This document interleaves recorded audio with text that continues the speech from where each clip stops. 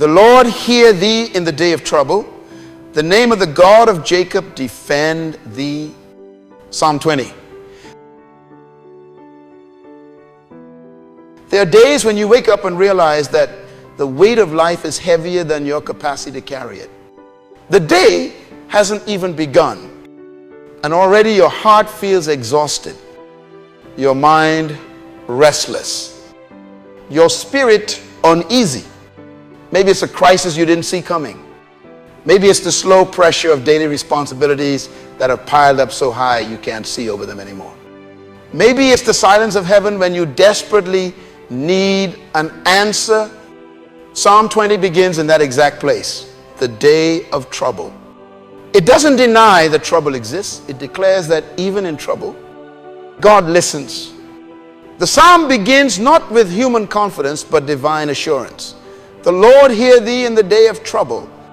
The emphasis is on hearing, because sometimes when life feels dark, all you need to know is that you're not unheard. This psalm is David's prayer before battle. He knew what it was to stand on the edge of uncertainty, to lead when others were afraid, to hope when the outcome was unclear. It's not the prayer of a man at rest. It's the cry of a warrior at war. Not with people, but with fear, doubt, and the limits of his own strength. May the Lord answer you in the day of trouble. That's not just ancient poetry. It's personal prophecy. Because whether your battlefield is emotional, financial, or spiritual, God's ear is still inclined towards you. He doesn't wait for your strength to return before he responds. He meets you in the weakness. He listens in the weariness. He answers not because you are powerful, but because you are his. Let's pray. Father, I thank you that you hear me not only in the moments I speak, but even in the sighs I can't put into words. Thank you that my trouble doesn't intimidate you. You don't turn away from pain, you move toward it. This morning, I bring before you everything I can't fix, everything I can't carry, and everything I can't understand. Hear me, of Lord, and answer me not with what I want, but with what I need. Defend me where I am vulnerable. Strengthen me where I am weary. Surround me where I feel alone. David continues, may the name of the God of Jacob defend thee. That phrase, the God of Jacob, isn't accidental. God is identifying himself as the God who keeps covenant with imperfect people. Jacob was flawed, inconsistent, deceitful, yet chosen, and still God's name was attached to his. That's the same grace that covers you today. God's defense isn't based on your perfection, it's based on his promise. When life accuses you, when the enemy whispers that you're disqualified, when shame tries to write your story, you can stand under the covering of that name. The God of Jacob is the God who takes broken people and gives them unbreakable protection. May he send you help from the sanctuary and strengthen you out of Zion. Notice how David doesn't look for help from men, money, or power. He looks upwards. He says, help me from the sanctuary. In other words, I need a strength that doesn't come from earth. There are some battles that human support can't win for you. Friends can encourage you.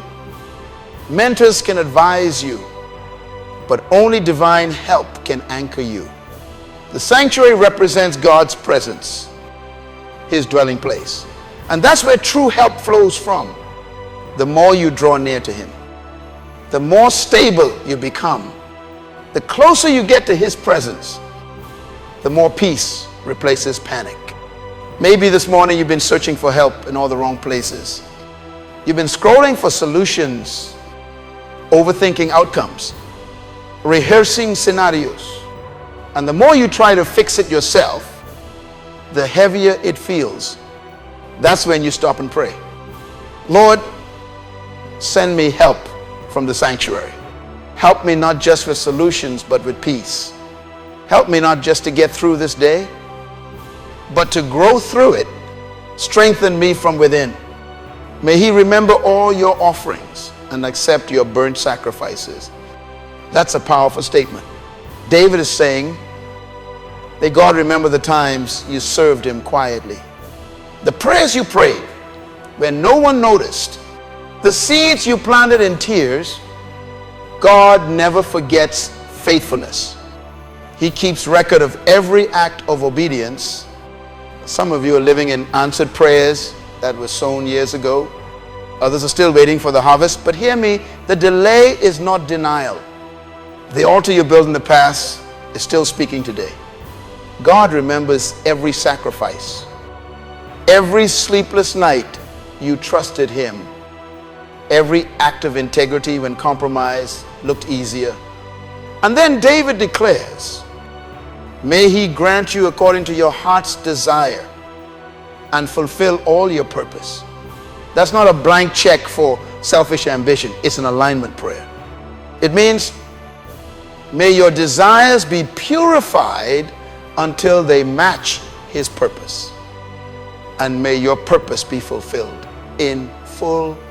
Sometimes God doesn't answer your prayers because He's protecting your destiny. Sometimes His no is not punishment, it's precision. He knows that an unaligned desire can destroy a divine purpose. So when you ask, "My Lord, why haven't you given me this yet?" Remember, He's not withholding, He's preparing. The psalm continues, we will rejoice in your salvation. And in the name of our God, we will set up our banners. Salvation here doesn't just mean eternal life, it means deliverance, breakthrough, victory. It's saying we'll celebrate before we see it. That's faith. Faith praises before proof. Faith waves the banner of victory before the battle ends. You don't wait for everything to change to rejoice. You rejoice until everything changes. Worship is not a reaction, it's a weapon. When your trouble seems louder than your hope, praise becomes your battle cry. Then David says, the Lord fulfill all your petitions. Think of that. Every petition, every whispered prayer, every request spoken through tears, God hears them all. Not one falls to the ground. Some are answered immediately, others are still maturing in the soil of time. You see, divine timing is not denial, it's design. God doesn't just answer when you want, He answers when the answer will sustain you. Now watch this shift. Now I know that the Lord saves His anointed. He will answer him from His holy heaven with the saving strength of His right hand. This is confident speaking. This is not the cry of a man begging.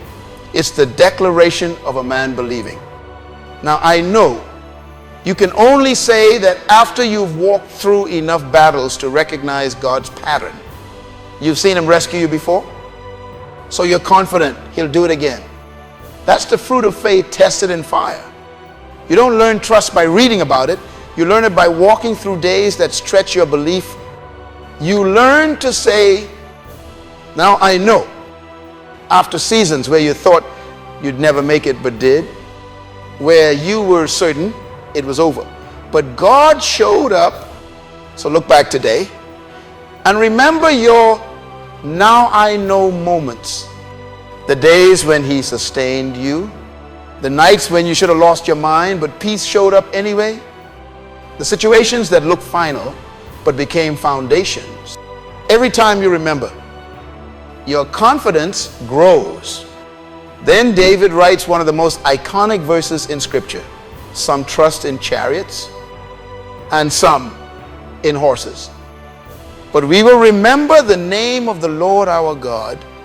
In other words, some trust in systems, others in strength, but my trust is in sovereignty.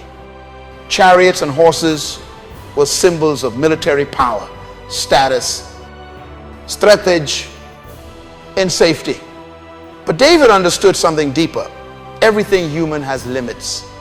What happens when the chariots break, when the horses tire, when the systems collapse, when the plan fails, when the economy shifts, when people change? That's when faith proves itself stronger than any structure. Because those who trust in God don't crumble when circumstances do. You see, faith doesn't make life easier. It makes it possible. It allows you to walk through storms without drowning, through fire without burning, through uncertainty without breaking.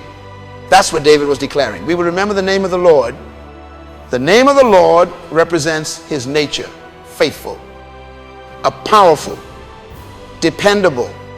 His name is not just a word, it's a covenant. When you invoke that name, you are reminding your trouble who is truly in charge. They are brought down and fallen, but we are risen and stand upright. That's the result of trust. Others fall when systems fail, but those who stand on God's word rise again and again. You can't keep down a person anchored in purpose. Life may hit you, but it can't hold you. The righteous may fall 7 times, but they rise again, not because they're strong, but because grace lifts them. Every fall becomes instruction. Every setback becomes strategy. Every pain becomes purpose. And David ends with this prayer: save, Lord, let the King hear us when we call. That's where we land today. God not only hears you, have his full attention. You're not speaking into the void, you're speaking into covenant. The King himself hears you, and not as a distant monarch, but as a present Father. The Lord answers not out of obligation, but out of love. His throne is open to those who call with sincerity. You may feel small, but your prayers carry weight in heaven. Let's pray again. Father, thank you that you hear me in my day of trouble. Thank you that when my world shakes, your word stands. Thank you that when I feel surrounded, I am defended. Teach me to trust you more than my own understanding. Let me find strength not in resources, but in relationship. Protect me from misplaced confidence. Help me to remember your name in every circumstance. And as I walk through this day, remind me I am heard, I am covered, I am sustained. When I am weak, you are my strength. When I am weary, you are my rest. When I am uncertain, you are my direction. I will not fear what I see, because I trust what I know, that you are faithful. Now imagine David before battle, standing at dawn with his army, the air thick with tension, the ground trembling beneath horses. Men looking to their king for courage, and David looks beyond them, beyond the battlefield, beyond the visible. He lifts his eyes and whispers, the Lord will answer in the day of trouble. That's what faith looks like, speaking victory before the fight, declaring peace before the problem ends, believing the unseen over the visible. You don't have to wear armor to pray that way. You just have to stand where you are, acknowledge your weakness, and invite his strength. You just have to decide that no matter what happens, you will not trust in chariots or horses. You will trust in the Lord, because when the world fails, his word doesn't, when resources dry up, his river flows. When people forget, he remembers. So as you step into this day, carry the confidence of Psalm 20. God will answer you in the day of trouble. He will send you help from his sanctuary. He will remember your faithfulness He will fulfill your purpose. He will protect you from what you can't see. He will lift you when others fall. And when the dust settles, you will stand upright stronger, wiser, more peaceful than before. Let that truth steady you.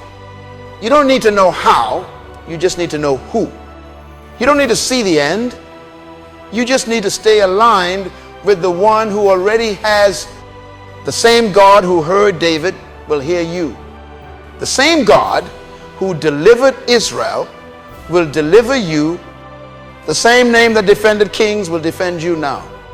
So lift your head, straighten your shoulders, take a deep breath. The Lord has heard you. Help is already on the way. And in the day of trouble, you are never alone.